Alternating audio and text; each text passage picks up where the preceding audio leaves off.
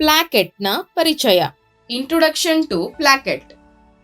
ಈ ವಿಡಿಯೋದಲ್ಲಿ ನಾವು ಪ್ಲಾಕೆಟ್ನ ಪರಿಚಯ, ಅದರ ಲಕ್ಷಣ, ವಿವಿಧ ಪ್ರಕಾರಗಳು ಹಾಗೂ ಅದರ ಬಳಕೆಯ ಮಹತ್ವವನ್ನು ಅರ್ಥ ಮಾಡಿಕೊಳ್ಳೋಣ.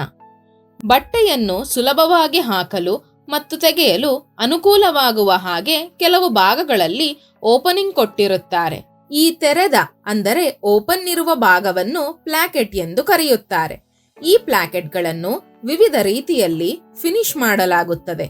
ಪ್ಲಾಕೆಟ್ನಲ್ಲಿ ಬಟ್ಟೆಯ ತುದಿಯನ್ನು ಮಡಚಿ ಹೊಲಿಯುವುದರಿಂದ ಓಪನ್ ಇರುವ ಭಾಗವು ಬಲವಾಗುತ್ತದೆ ಮತ್ತು ಉಡುಪಿನ ಸೌಂದರ್ಯವೂ ಹೆಚ್ಚಾಗುತ್ತದೆ. ಪ್ಲಾಕೆಟ್ ಅನ್ನು ಸಾಮಾನ್ಯವಾಗಿ ಎಡಭಾಗದಲ್ಲಿ ನೀಡಲಾಗುತ್ತದೆ. ಒಂದು ಉಡುಪಿನ ತೆರೆದ ಭಾಗಕ್ಕೆ ಪಟ್ಟಿಯನ್ನು ಜೋಡಿಸಿ ಹೊಲಿದಾಗ ಅದನ್ನು ಪ್ಲಾಕೆಟ್ ಎಂದು ಕರೆಯುತ್ತಾರೆ. ಈಗ ನಾವು ಪ್ಲಾಕೆಟ್ನ ವಿವಿಧ ಪ್ರಕಾರಗಳ ಬಗ್ಗೆ ತಿಳಿಯೋಣ. Faced placket. ಇದನ್ನು ಉಡುಪಿನ ಮುಂಭಾಗದಲ್ಲಿ ಹೊಲಿಯಲಾಗುತ್ತದೆ.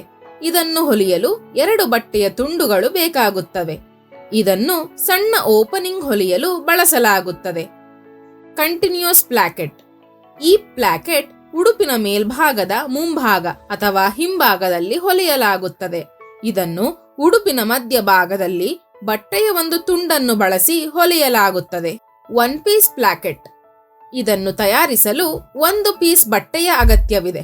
ಇದನ್ನು ಮುಖ್ಯವಾಗಿ ಮಹಿಳೆಯರ ಕುರ್ತಾಗಳು ಮತ್ತು ಪುರುಷರ ಶರ್ಟ್ ತೋಳುಗಳಲ್ಲಿ ಬಳಸಲಾಗುತ್ತದೆ. 2 ಪೀಸ್ ಪ್ಲಾಕೆಟ್.